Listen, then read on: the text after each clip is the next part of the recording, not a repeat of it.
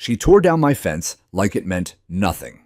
Like my property, my boundaries, didn't exist. She didn't knock. She didn't ask. The HOA just rolled in, tore it out, and left the splinters in my driveway. No warning, no apology. But what they didn't know was that they had just crossed the wrong man. A retired military engineer with nothing but time, and a copy of the original land deed they never bothered to read. So I didn't yell. I didn't threaten. I just built something they couldn't ignore. A wall so solid, so legal, and so precisely placed. It cut off their entire neighborhood from the outside world. 43 homes, one road, and I owned it. Now they pay to pass through. This isn't just a story about concrete. It's about justice. It's about standing your ground when no one else will. It's about what happens when the HOA pushes the quiet neighbor too far. There are lines you draw in life, some with ink, some with blood, some with nothing more than a strip of cedar pickets and the quiet conviction that a man ought to be left alone. I never intended to draw mine in concrete 12 feet high and thick enough to stop a tank. I only wanted a fence. After 30 years in the Army Corps of Engineers, 30 years of building bridges in places that wanted to kill me of pouring footers, while tracer rounds stitched the night sky red. All I asked of civilian life was silence. The kind of silence you can hear your own heartbeat in. The kind that smells like pine sap and fresh-cut grass instead of diesel and cordite. So I found the last orphaned parcel on the eastern edge of Ridge Pine Meadows. 5 flat acres of old pasture wedged between the HOA's emerald cul-de-sacs and a forgotten utility road nobody had maintained since the Clinton administration. The realtor called it grandfathered non-conforming. I called it heaven. The house was a 1970s prefab. Someone had parked there and never come back for. The barn leaned like a drunk, but the roof was solid. The driveway was gravel. The mailbox rusted, and the only neighbors were cows on the far side of a sagging barbed wire fence. Perfect. I closed on a Tuesday in early fall. By Friday, I was mowing with a 40-year-old John Deere I bought off a farmer who threw in a half-empty bottle of bourbon as a housewarming gift. The HOA sent their first welcome packet the following Monday, 43 pages of single-spaced commandments printed on thick cream stock that smelled faintly of lavender and menace. I used it to start the wood stove that winter. For a long time, that was the extent of our relationship. They pretended my gravel drive was a smudge on an otherwise perfect photograph. I pretended their McMansions uphill didn't exist. We coexisted the way distant galaxies do, aware of each other's gravity, but never touching. Then came spring, and with it the itch for boundaries. I'd spent a lifetime building them for other people: berms against floodwater, blast walls against suicide trucks, concertina wire around forward operating bases so soldiers could sleep without dreaming of incoming. It felt only fair I finally built one for myself. Nothing extravagant. 6-foot cedar stockade pressure-treated posts set in concrete-stained driftwood gray, so it would fade into the way old soldiers do. I hired a licensed crew out of the next county over 3 quiet Guatemalan brothers who worked like they were being paid by the laugh, which they weren't.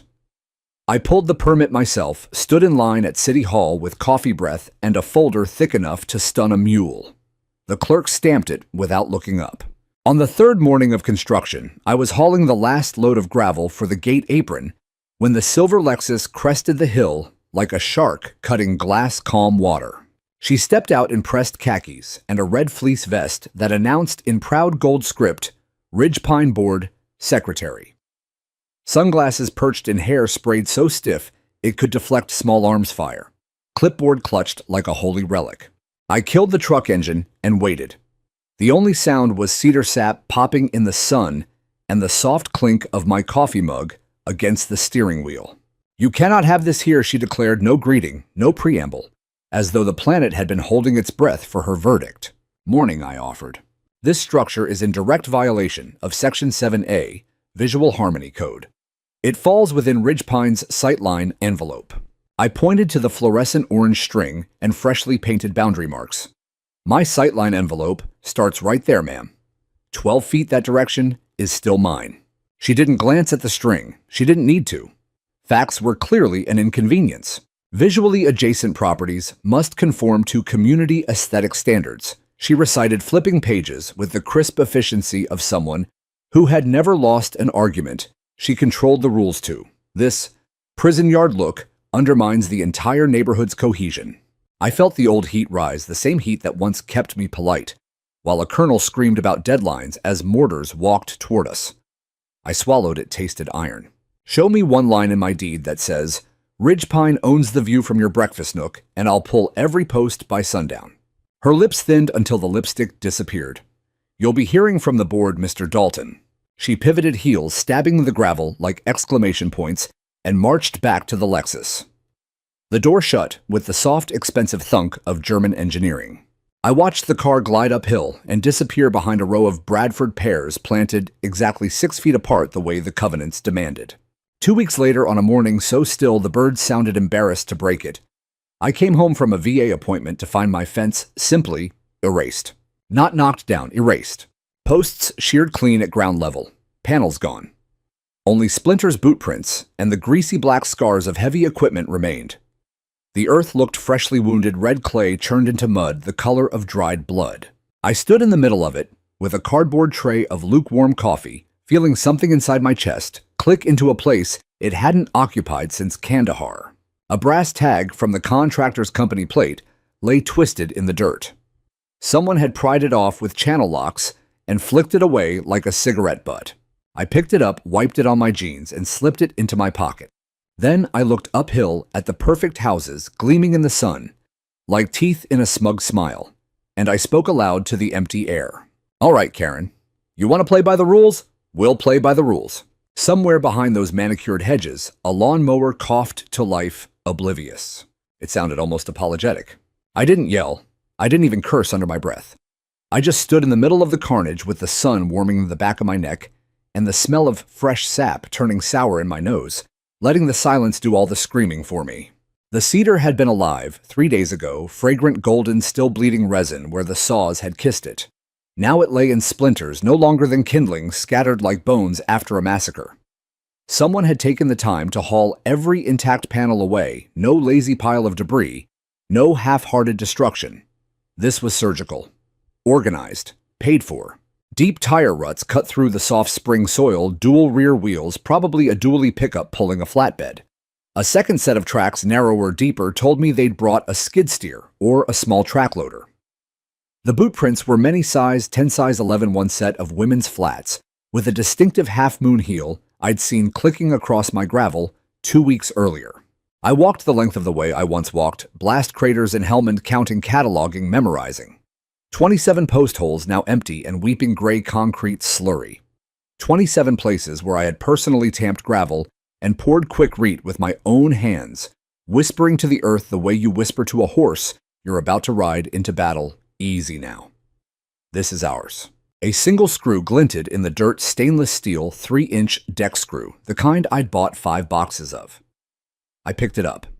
It was still warm from the sun. I slipped it into the same pocket as the brass tag.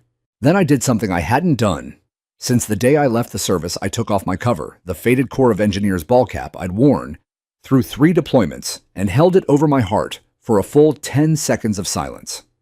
Not for the dead, but for the idea that a man's boundary could be erased without consequence. When I put the cap back on, the rage was still there, but it had shape now, cold, geometric, patient. I called the sheriff's non-emergency line from the tailgate of my truck. The deputy, who arrived 27 minutes later, was barely 30, still had academy polish on his boots, and looked like he'd rather be anywhere else. "Vandalism, criminal trespass, theft of property," he recited while snapping photos with his phone. "Any suspects?" I pointed uphill. 43 rooftops caught the morning light like polished helmets. Same folks who told me my fence was ugly. He sighed the sigh of a man who'd answered this exact call a dozen times before. "HOA disputes are civil, sir. Until somebody swings a fist, our hands are kinda tied." I handed him the contractor's brass tag and a printout of my permit. Then consider this the moment it stops being civil. He gave me a case number on a little green card and left with the same expression medics used to wear when they knew the patient wasn't going to make the flight. I watched his cruiser disappear, then turned back to the empty scar where my fence had stood. That was when the second wave hit. Not anger, but a kind of crystalline clarity that used to come right before I signed off on a demolition charge. I knew exactly what had to happen next. I drove to the Ridgepine Meadows Community Center at a steady 45 miles an hour windows down, letting the wind slap me awake.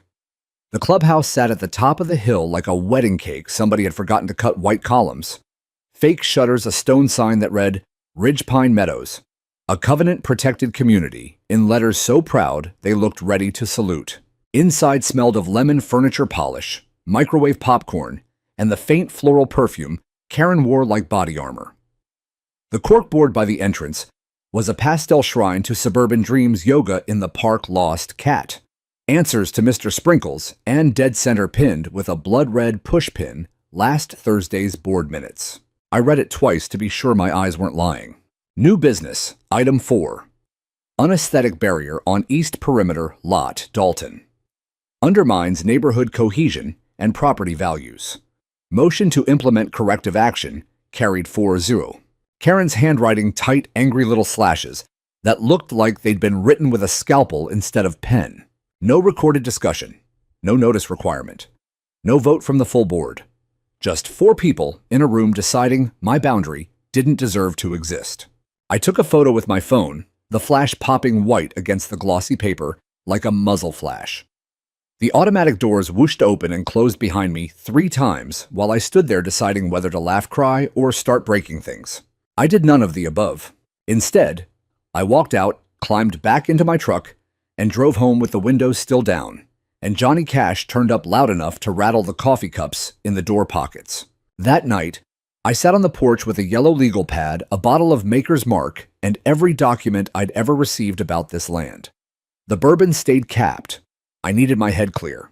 I spread the papers across the picnic table like a battle map deed survey plat, the original 1997 easement agreement, yellowed, coffee-ringed, smelling of old file cabinets and better days. I read paragraph 14C 4 times, letting each word settle heavier than the last. If the grantee or its agents shall damage, alter, or remove any boundary structure on the grantor's parcel without prior written consent, the easement shall immediately become voidable at the sole discretion of the grantor or his heirs and assigns. I looked out across the dark field where my fence had stood only that morning. 43 houses glowed on the ridge like a constellation that had forgotten it was built on borrowed light. I raised the uncapped bottle in a silent toast. Thank you, Karen, I said to the night. You just handed me the detonator. Somewhere uphill, a garage door rumbled open, then closed. A dog barked, once thought better of it, and went quiet. The war had started without a single shot fired, and I was going to finish it with paperwork and concrete. 2 mornings after the fence vanished, a crisp white envelope slid under my front door like a snake looking for warmth. No postage, no return address, just the Ridgepine Meadows crest, embossed in gold foil, the kind of stationery that costs more per sheet than most people's coffee. I picked it up between 2 fingers the way I once picked up suspicious packages in Baghdad, half expecting it to tick. It didn't tick, it sneered. Inside was a single-page, heavy bond watermarked, typed in 11-point Garamond as if font choice could lend legitimacy to felony. The letterhead read, Ridgepine Meadows Homeowners Association, a covenant-protected community since 1998. Below that, in language so bureaucratic it could constipate a lawyer. Following an internal review and executive session of the Architectural Compliance Committee, the unpermitted boundary structure recently erected on Lot 47 East Dalton has been deemed non-compliant with Section 7A, Visual Harmony, and Section 9C, Perimeter Aesthetic Continuity. Accordingly, corrective action was implemented by authorized Ridgepine representatives on the morning of 11th April. Homeowner is encouraged to submit revised plans conforming to approved materials palette. See attached swatches. Attached were 6 paint chips in shades named Whispering Dune, Gentle Fog, and Subtle Greiga. They ended with, We trust this resolves the matter amicably. Further non-compliant structures will necessitate additional enforcement per covenant schedule. Signed, Karen M. Whitmore, Board Secretary. I read it 3 times on the porch, barefoot coffee going cold in my hand. The sun was barely over the ridgeline, but the paper already felt warm, like it was blushing from its own audacity. They didn't deny it. They didn't apologize. They called felony vandalism corrective action and invited me to audition for the privilege of rebuilding my own property in a color they liked. I laughed once, short, sharp, the kind of laugh that scares dogs. Then I went inside, poured the cold coffee down the sink, and started making telephone calls that would cost them a hell of a lot more than 6 paint swatches. First call, Mark Baylor, real estate litigator, former JAG, the man who once got me out of a zoning nightmare in Fayetteville when the city tried to claim my driveway was a wetland. He answered on the second ring. Tom, you're calling before 9. That means somebody's either dead or stupid. Second one, I said and read him the letter verbatim.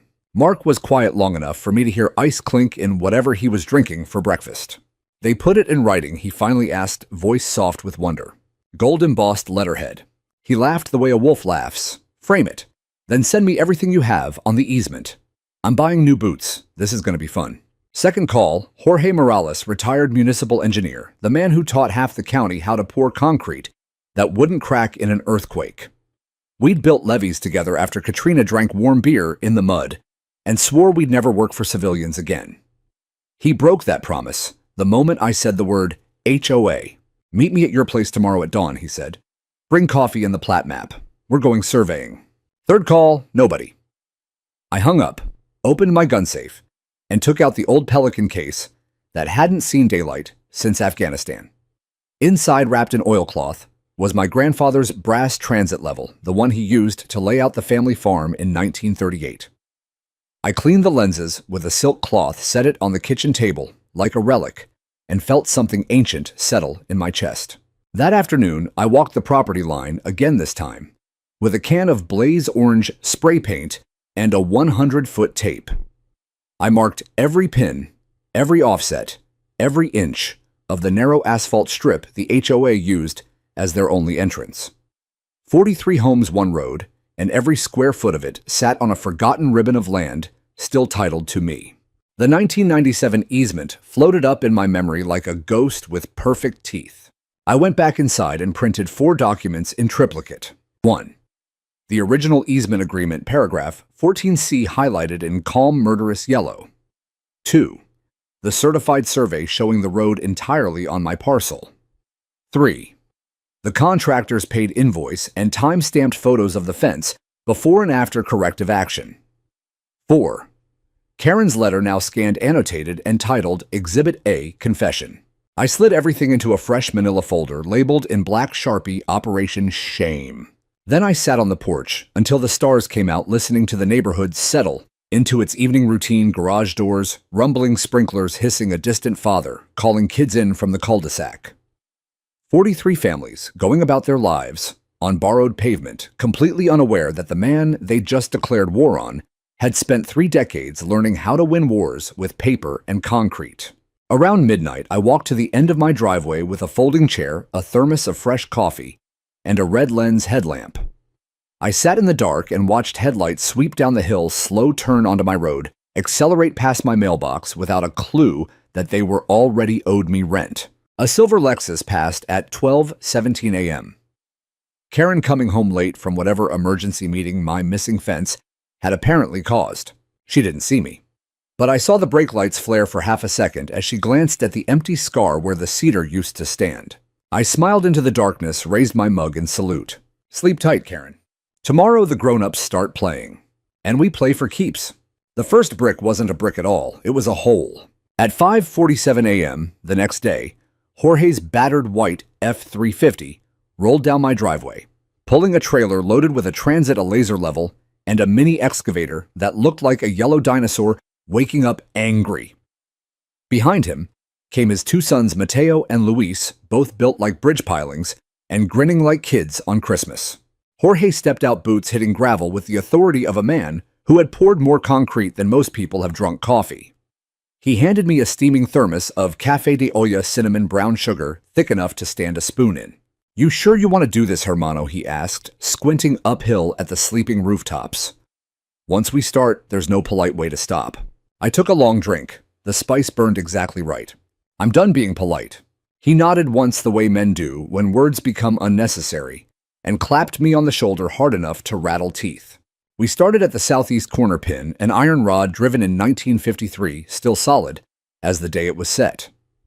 Mateo ran the laser, Luis held the rod, Jorge barked distances in a mixture of Spanish and Army shorthand. I stood in the middle, with my grandfather's brass transit, watching the bubble settle dead center, feeling the old instrument hum like it approved. By 7:30, we had chalked a perfect, merciless line across the only asphalt throat feeding all 43 houses. 10 feet high, 8 inches thick, reinforced every 4 feet with Mo5 rebar cages tied like Christmas presents. The footer 2 feet wide, 2 feet deep, poured into virgin clay that smelled like money and revenge. At 7:59 a.m., 1 minute before the county noise ordinance allowed heavy equipment, Jorge fired up the excavator. The diesel growl rolled across the valley like a waking bear. Windows uphill began to glow with bedroom lights. Curtains twitched. Good, let them watch. By 9, the trench was dug, forms braced rebar cages, dropped in and wired tight. Jorge's crew worked like a silent symphony. No radios, no shouting. Just the metallic clatter of tie wire and the wet slap of concrete being vibrated into place. I ran the pump truck hose myself, guiding the gray river into the forms, feeling it fight the nozzle like living muscle. At 10:12 a.m., the first visitor arrived. Karen. She came alone this time, no backup committee, no clipboard armor. Just the red vest, sunglasses, now on top of her head, face the color of printer paper left in the sun. She parked her Lexus at the top of the hill because the road was now blocked by a bright orange excavator, and walked down in low heels that sank with every step. By the time she reached the trench, her ankles were dusted red, and her breathing came in sharp little puffs of fury. "What in God's name do you think you're doing?" she demanded, voice cracking on the last word. I killed the vibrator, let the concrete settle with a satisfied glurp, and wiped sweat from my eyes with the back of a gloved hand. "Morning, Karen. Poor day. Good weather for it. This is the only road in or out of the entire neighborhood." "Correct. You can't just—" I handed her a rolled set of plans, still warm from the printer. City stamp in the corner, engineer's seal, my signature bold at the bottom. "Actually, I can. See, this isn't your road. Never was. It's private property, permissive use only. And that permission was revoked the moment your representatives turned my fence into firewood. Page 3, paragraph 14C. You're holding it upside down." She flipped the plans around, scanned face, cycling through colors no paint chip had a name for. "You'll never get away with this." I pointed to the fresh concrete, already turning from wet shine to matte. "Looks like I'm getting away with it right now." Behind her, more cars were stacking up on the ridge. Minivans, SUVs, a Tesla that beeped pathetically, trying to nose past the excavator. Residents stood in robes and slippers, phones out filming. Someone started a slow clap that died of embarrassment. Karen took one step closer, close enough I could smell her perfume, something expensive, trying too hard to be floral. "Take it down, Tom. Whatever you want. Money, a new fence, a public apology. We can talk. But you cannot hold 43 families hostage." I leaned on the shovel handle and smiled, the first genuine smile I'd felt in weeks. "Karen, the only person who put a gun to anyone's head here is you. You pulled the trigger when you stole my property. I'm just the echo." Jorge chose that moment to rev the excavator and swing the bucket overhead, dropping another load of rebar cages with a metallic crash that rattled teeth. Dust blossomed. Karen flinched. I wiped her hands on her khakis, looked at the growing wall footer like it was a guillotine blade, then back at me. "You'll regret this," she whispered. "Doubt it," I said, "but you might." She turned and marched back uphill heels, stabbing the asphalt now instead of my gravel each step, leaving a tiny red comma of clay behind. By noon, the footer was poured, screeded, and curing under a gentle mist from the hose. The sun beat down hard enough to make the air above the concrete shimmer like a desert mirage. I stood in the middle of my new line, sweat-soaked, concrete-splattered, happier than I'd been in years, and watched the neighborhood begin to understand what a real boundary feels like. Phones rang uphill. Car horns bleated. Someone shouted my name, not kindly. Jorge handed me a cold bottle of water and grinned. "First bricks in the ground, hermano. 42 more to go." I clinked my bottle against his. "To consequences," I said. He laughed deep and rich. "To consequences." And somewhere behind us, the concrete kept setting slow, patient, permanent, the way justice sometimes does when you give it the right ingredients. By the fourth morning, the wall already stood taller than a man. Every day began at exactly 5:59 a.m., 1 second before the county noise ordinance allowed heavy machinery. Jorge hit the starter on the excavator. The diesel cough turned into a full-throated roar that rolled across the valley and rattled double-paned windows uphill. The good people of Ridgepine Meadows no longer woke to birdsong. They woke to the metallic heartbeat of a war they had started. I stood in the trench at dawn boots, ankle-deep in gray slurry, breathing the sharp chemical smell of fresh concrete mixed with Georgia red clay. The air tasted of Portland cement hot rebar and the faint sweetness of saw-cut pine from the form boards. Sweat ran down my spine in steady rivers carrying grit and salt that stung the small of my back like nettles. Jorge's crew moved like a silent ballet, Luis guiding the crane hook with 2 fingers, Mateo vibrating each lift until the concrete purred instead of sloshed. Jorge himself perched on the top plate barking measurements in Spanish so rapid it sounded like machine gun fire. No radios, no cursing, just the wet slap of mud, the hiss of the water hose keeping the pour cool, and the low, constant growl of engines. By the 5th lift, the wall was 8 feet high and still climbing. The precast panels we'd ordered 10 feet tall, 8 inches thick, reinforced with 2 mats of 5 rebar, arrived on flatbeds at night, shrouded under tarps so the neighbors couldn't count them. We set them in the dark with red headlamps. The crane's warning beeper turned off, speaking only in hand signals. The neighborhood slept through it. They always sleep through the important parts. At 10:42 a.m. on that 4th day, the first cease and desist letter arrived, delivered by a process server in a cheap suit who looked terrified to step past the caution tape. He handed me a thick envelope and retreated so fast his shoes squeaked. I used the envelope to wipe concrete off my gloves, then taped it to the side of the forms where everyone could see the ridiculous gold HOA seal slowly turning gray with dust. By noon, the temperature cracked 95 degrees. Heat shimmered off the fresh concrete like a desert mirage. The wall threw a hard knife-edged shadow across the only road in or out of Ridgepine. Cars stacked up on the ridge like toys waiting for Christmas that would never come. Minivans, BMWs, a landscaper's truck pulling a trailer full of petunias, all idling radiators, ticking drivers staring down at the growing monolith as if it had risen from the earth overnight to judge them. Karen watched from the crest every single day. She no longer marched down in heels. She stood beside her parked Lexus in linen capris and oversized sunglasses, arms folded so tight her knuckles went white hair, whipping in the hot wind like a battle flag, refusing to surrender. Sometimes Harold or Gina stood with her, sometimes a rotating cast of residents, clutching iced coffees and phones. They took pictures. They made calls. They gestured. They did everything except admit they were wrong. I waved once, just to be neighborly. She didn't wave back. At 3:17 p.m., the power company truck arrived, a bucket lift, with the county logo on the door. The driver leaned out confused. "Got a call, says you're blocking emergency access." I handed him the detour plan I'd filed with the city 3 days earlier, stamped and approved. Emergency detour goes west around the ravine. 4 extra minutes. Everybody lives. He read it, shrugged, and left. By sunset, the wall stood 10 feet high for its entire length, smooth gray panels glowing amber in the dying light. We capped the top course with a temporary wooden catwalk so the masons could work the stone veneer the next week. From the ridge, it must have looked like the Great Wall of China had decided to vacation in Georgia. Jorge killed the last engine at 7:02 p.m. Silence fell so suddenly it rang in the ears. Crickets hesitated, then started up again, uncertain. I climbed the ladder to the catwalk, boots caked in dried concrete, and looked down the length of my new boundary. 43 rooftops glittered behind it, porch lights flicking on one by one like guilty consciences. A single vehicle tried to leave the neighborhood, a white Suburban with 2 kayaks on the roof. It reached the end of the asphalt, stopped, idled for 30 confused seconds, then turned around and crawled back uphill.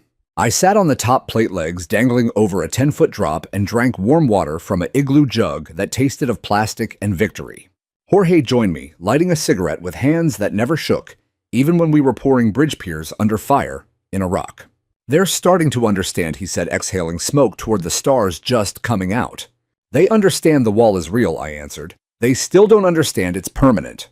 He laughed low and satisfied. "Give it time. Concrete has a way of teaching patience."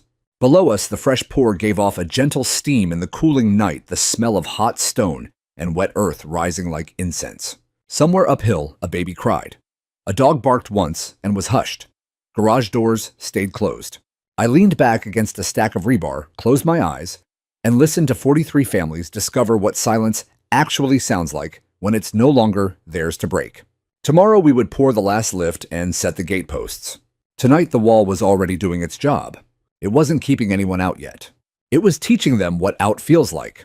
The wall was finished on a Thursday that felt like Judgment Day wearing overalls. We poured the final lift at dawn, capped it with a bull-nosed edge, and by noon the stonemasons were already climbing the scaffolding like sailors rigging a warship. North Georgia fieldstone random ashlar pattern colors running from charcoal to rust to honey. It drank the sunlight and threw it back in slow and dangerous. At 4:47 p.m., the crane lowered the last piece, a bronze plaque the size of a welcome mat, cast in a foundry outside Chattanooga, that usually makes memorials for fallen soldiers. I'd driven there myself 2 weeks earlier, stood in the heat, while the old caster poured molten metal that glowed like the sun at noon. The lettering was raised half-inch proud old Roman capitals that looked carved by someone who still believed words could outlast empires. Dalton Wall, Estnish 2025. Constructed in accordance with city ordinance in 6B44. Owned and maintained by Thomas Dalton, private road. Access by license-only trespassers will be prosecuted. We bolted it dead center beside the future keypad gate, exactly at eye level for anyone sitting in a driver's seat. The bronze was still warm from the sun when I polished it one last time with a soft cloth. That was when Karen came for the last time alone. No board members trailing her like frightened ducklings. No clipboard, no red vest, just a simple navy dress and sunglasses that couldn't hide the red around her eyes. She walked the entire length of the wall on foot from the east end, where it tapered into the hillside, to the west, where it met my old barn. Her shadow stretched long and thin across the fresh asphalt, looking suddenly small against 12 feet of stone and steel. I was on the catwalk checking the alignment of the motorized gate track when I saw her stop directly below the plaque. She stood there a long time, head tilted back, reading every letter as if memorizing a gravestone. I climbed down the ladder slowly, boots clanging on each rung like slow church bells. When I reached the ground, she hadn't moved. "Afternoon, Karen." She didn't turn. "You put your name on it." "Damn right I did." "That's obscene." "No," I said quietly. "What's obscene is pretending you ever had the right to tear down my fence. This just makes the truth impossible to ignore." She finally faced me. The sunglasses came off. Her eyes were bloodshot, mascara smudged into faint bruises. "Do you know what you've done to people?" Her voice cracked. "Real people. Children who missed school. A woman on dialysis who had to be carried over that ravine path in a lawn chair. An ambulance that couldn't get through last night." I felt something twist in my gut, but I didn't let it reach my face. "Every one of those stories is true," I said. "And every one of them happened because you decided my boundary didn't matter. You want to talk about children? I've got photos of boot prints next to my broken fence posts, size 7, same half-moon heel you're wearing right now." She looked down at her shoes as if seeing them for the first time. "I didn't," she started, then stopped. The lie died in her mouth. We stood in the shadow of the wall. A breeze moved across the top, carrying the smell of fresh-cut stone and hot bronze. Somewhere uphill, a car engine turned over, revved, then shut off again, defeated. "I'm selling the house," she said suddenly. I heard. "I can't live here anymore. Not with this." She gestured at the plaque at my name cast forever in metal. "That's the thing about consequences, Karen. They don't care if you're comfortable." She took one step closer. Close enough that I could see her hands trembling. "What do you want from me, Tom Money? You want me to beg on television? Tell me the price and I'll pay it." I looked at her for a long moment that felt like a year. "I want the one thing you never gave me," I said. "Respect. For my property. For my peace. For the simple idea that a man's line in the dirt actually means something." I reached into my pocket and pulled out the twisted brass tag from my destroyed fence, the one I'd carried every day like a worry stone. This belonged to a good man who built my fence with pride. Your crew threw it away like garbage. That's what you taught an entire neighborhood, that some people's work, some people's boundaries, don't matter. I held it out to her. She stared at it, then at me, eyes filling. "I didn't know they'd..." You didn't care I finished for her. That's worse. She took the tag with shaking fingers. The metal was still warm from my pocket. Behind us, the gate motor whirred for the first time testing. The massive steel panel slid open 6 inches and closed again with a solid final thunk that echoed off the stone like a judge's gavel. Karen flinched at the sound. I turned and started walking back toward the ladder. "Tom," she called. I paused. "I'm sorry," she whispered. It was barely carried over the breeze. I looked back. The sun was behind her now, turning her into a silhouette against my name in bronze. "I know," I said. Then I climbed the ladder and didn't look down again. That night, I sat on the catwalk with a cold beer and watched headlights creep down the temporary gravel detours on the far side of the ravine, slow and cautious, like animals learning a new migration route. The plaque caught the moonlight and threw it back in long golden letters across the asphalt. 43 families would read my name every single time they came home from now on. Some would curse it. Some would eventually salute it. All of them would remember it. And for the first time since the cedar came down, I slept straight through the night without dreaming of broken fences. Thursday, 7:03 p.m. The Ridge Pine Meadows Community Center smelled like fear and Folgers that had been on the burner since noon. Folding chairs scraped across the tile like fingernails on a chalkboard. Every seat was taken. People stood 3 deep along the back wall, some still in landscaping clothes, some in hospital scrubs, one man clutching a toddler who kept asking why the gate was broken. The air conditioning wheezed, but couldn't keep up. The room was a sauna of anger and cheap perfume. I didn't sit in the audience. I stood just inside the double doors, back against the cinder block wall, arms folded, letting the heat and the noise wash over me like surf. I wasn't here to speak. I was here to watch the autopsy. Harold Givens, former HOA president, now looking like a man who'd aged 10 years in 10 days, stood at the podium clutching the microphone as if it might fly away. "Thank you for coming on such short notice," he began, voice cracking on the word thank. "Tonight's agenda is, where's Karen?" The shout came from the third row, a woman in yoga pants with a baby on her hip. The room detonated. "Yeah, where the hell is she? She started this. I had to carry a stroller 2 miles because of her ego. My Amazon packages are sitting in the ravine." Harold raised both hands like a traffic cop in a hurricane. "Mrs. Whitmore has stepped back from board duties while we stepped back." A man in a cycling jersey stood up so fast his chair flipped backward. "She spent our dues on lawyers to fight the guy whose road we've been stealing for 15 years. Gina, the treasurer, tried to stand beside Harold Folder, trembling in her hands. "We've reviewed the documents." "You reviewed them," someone roared from the back. "Or Karen told you what to think." The room fractured into a dozen shouting matches at once. A woman near the front started crying, not quietly. Ugly, shoulder-shaking sobs. Someone else began filming on a phone held high like a torch. I stayed by the door, silent, feeling the temperature climb another 5 degrees. Then a voice cut through the chaos like a blade. "Enough." It belonged to a tall, gray-haired man I'd never seen before. Wire-rimmed glasses, forearms, like bridge cable, wearing a plain gray t-shirt that read Ridge Pine Resident since 2009. He walked to the front without waiting for permission, took the microphone from Harold's unresisting fingers, and turned to face the room. "I've lived here 15 years, he said, voice calm, almost gentle. "Paid every assessment, followed every rule. Never spoke at a meeting. Not once. But tonight I watched my wife walk home from the grocery store carrying bags in 95-degree heat because the only road we have is owned by the man Karen decided to bully. Tonight, my daughter missed her piano recital because the Uber couldn't get through. Tonight, I read the letter Mr. Dalton mailed us, every single one of us, that explained in plain English how our board signed away our access 15 years ago and then destroyed his property to cover it up.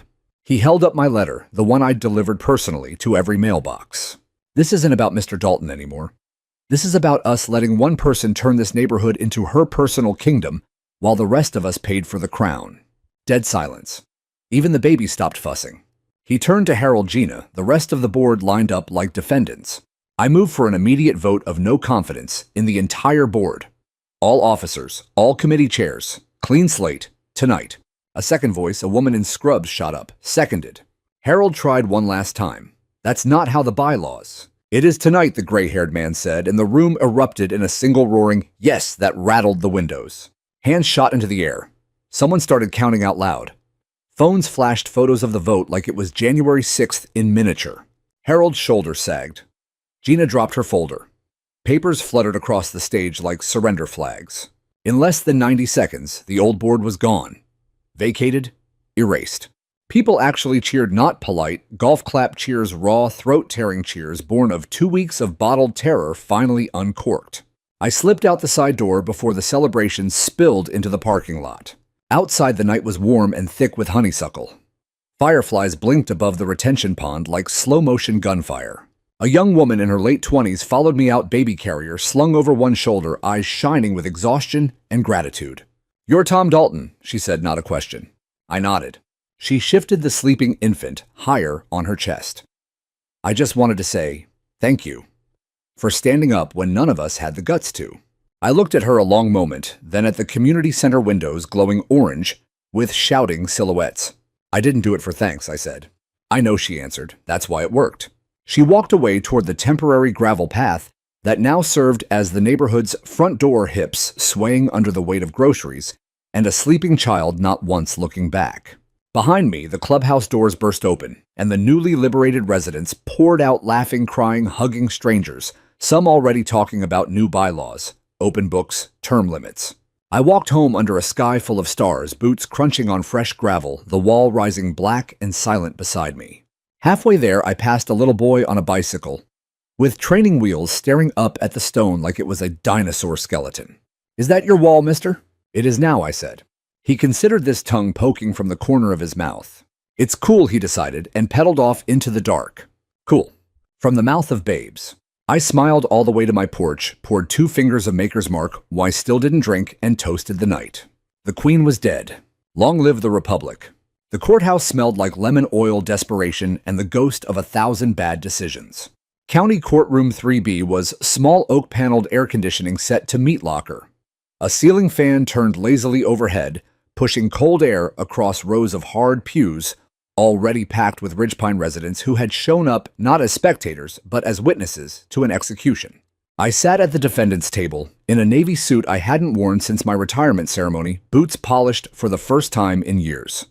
Mark Baylor, my lawyer, sat beside me in his usual uniform charcoal 3-piece pocket square, sharp enough to cut glass, calm smile that said he'd already won, and was just waiting for the room to catch up. Across the aisle sat Karen, alone. No husband, no board members, no moral support. Just her, and a rented attorney from Atlanta, who looked like he'd been printed from a legal website template, young slick hair gelled into submission briefcase that probably cost more than my truck. She wore beige, head-to-toe beige, as if neutrality could erase what she'd done. Her hands were folded so tightly in her lap, the knuckles had gone white. She didn't look at me. She stared straight ahead at the state seal above the judge's bench like it might save her. Judge Harlan T. Whitaker entered at 9:17 exactly. Black robe, snapping white hair, wild as Einstein's eyes, that had seen every flavor of stupid humans can invent. He didn't bother with pleasantries. Whitmore versus Dalton. Let's not waste my morning. Karen's lawyer stood smoothing his tie like it was armor. "Your Honor, my client seeks immediate injunctive relief against the defendant's intentional and malicious obstruction of a long-established community thoroughfare.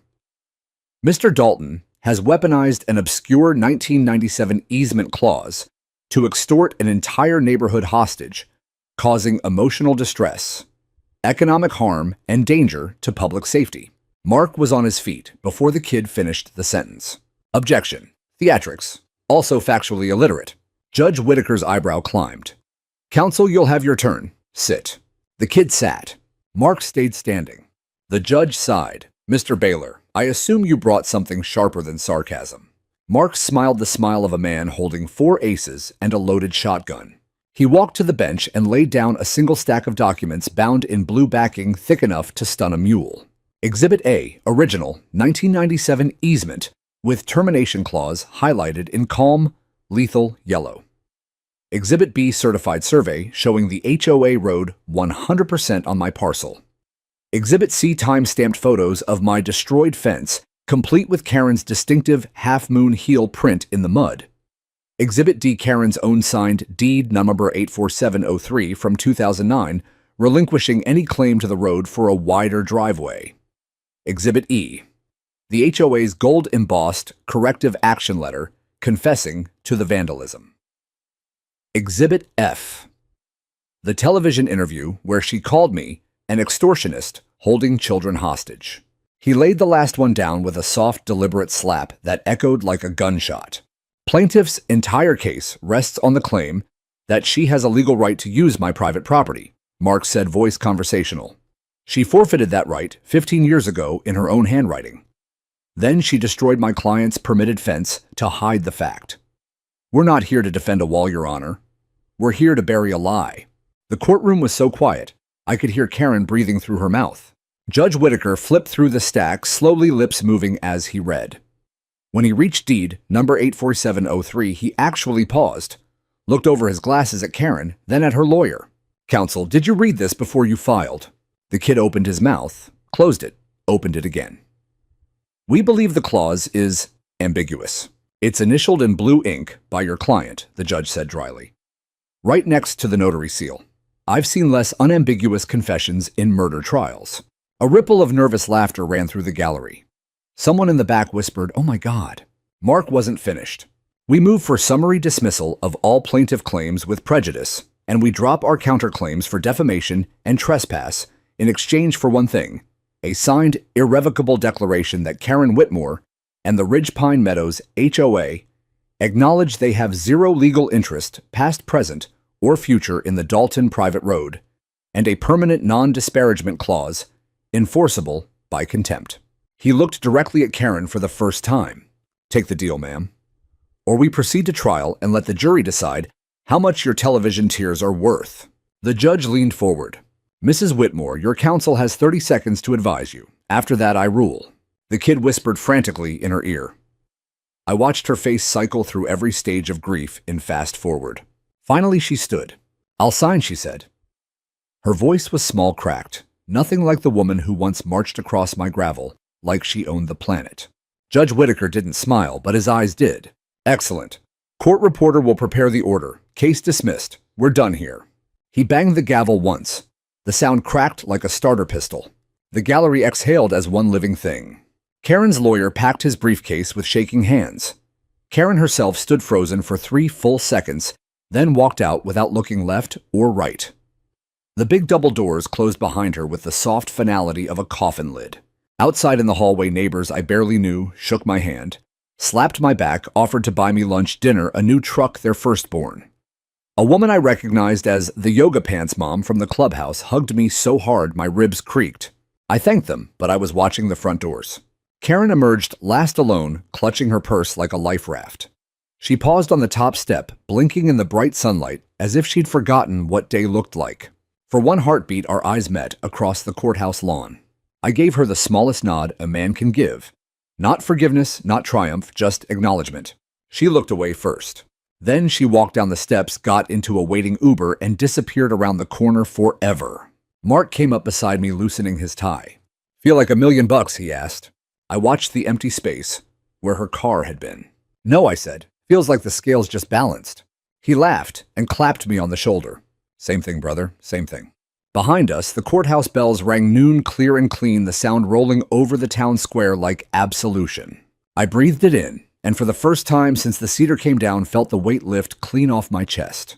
6 weeks after the courthouse, on a Saturday that smelled like charcoal and cut grass, I opened the gate for the first time without being forced to. Not because a judge ordered it. Not because the HOA finally paid the agreed rent they did on the first of every month, wired directly to an account labeled Dalton Road License. I opened it because I chose to. The new motorized gate mat, black steel, 12 feet wide, quiet as a church mouse, slid aside at 800 a.m. sharp. I'd programmed the keypad myself the night before, standing in the dark with a headlamp and a beer I still didn't drink, entering a single community code, 0724, the day my fence was murdered. A private joke no one else would ever get. Word spread faster than wildfire in August. By 8:17, the first car came through a silver minivan, driven by the yoga pants mom from the clubhouse meeting. She slowed, rolled down her window, and handed me a foil-covered Pyrex dish that fogged the air with cinnamon and apples. Welcome to school, cobbler, she said, cheeks pink. The kids helped, mostly by eating the topping. Behind her, a line formed, not angry, not desperate, just patient. People I'd never spoken to waved. A teenage boy on a skateboard coasted through and yelled, "Thank you, Mr. Dalton," like I'd just invented Wi-Fi. Someone left a six-pack of Sweetwater 420 on the keypad post with a sticky note for the watchman. I stood there in jeans and an old course t-shirt, accepting casseroles, beer, thank you cards, and one slightly lopsided chocolate cake until my arms were full and my chest felt strange and tight. At 9:30, Harold showed up, newly elected interim president of the reformed HOA, looking 10 pounds lighter and 20 years humbler, carrying a folding table and a manila envelope. "Thought you might need this," he said, setting the table under the shade of the wall. Inside the envelope was a single sheet on fresh letterhead. Ridge Pine Meadows Residents Association, no longer Homeowners Association. They'd voted to change the name the week after the clubhouse revolution. The letter was short-signed by every household in blue ink. "To Thomas Dalton, we were wrong. We are sorry. Thank you for teaching us what community actually means. If you'll have us, we'd be honored to be neighbors, not subjects." Harold cleared his throat. "Also, we took a collection for your fence, the original one. Whatever style, whatever height. No rules this time." He handed me a cashier's check made out for the exact amount of my contractor's invoice plus 20%. I looked at it a long time. "Keep it," I said finally. "Put it towards something the kids can use, a real playground, not the plastic one Karen picked out." His eyes got bright. "Already ordered. Swings shaped like rockets. They'll be here next week." We shook hands, no backslapping, just two men who'd survived different wars coming to terms. That afternoon, the neighborhood threw itself a party on the wide grass shoulder I'd never mowed because it technically belonged to me.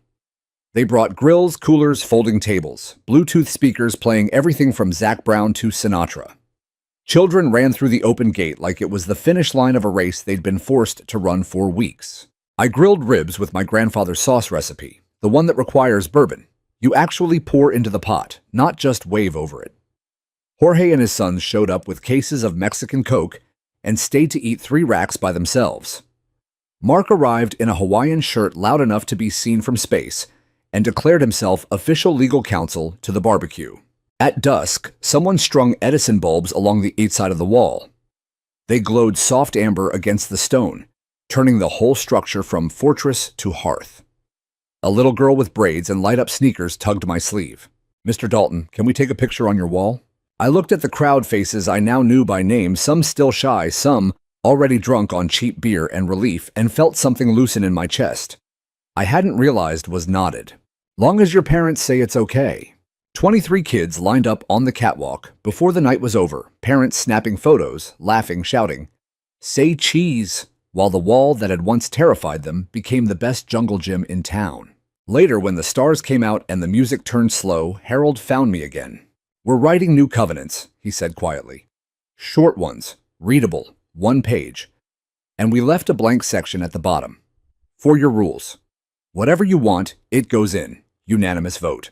I thought about it while fireflies stitched green light through the dark. "Only one rule," I said. He waited.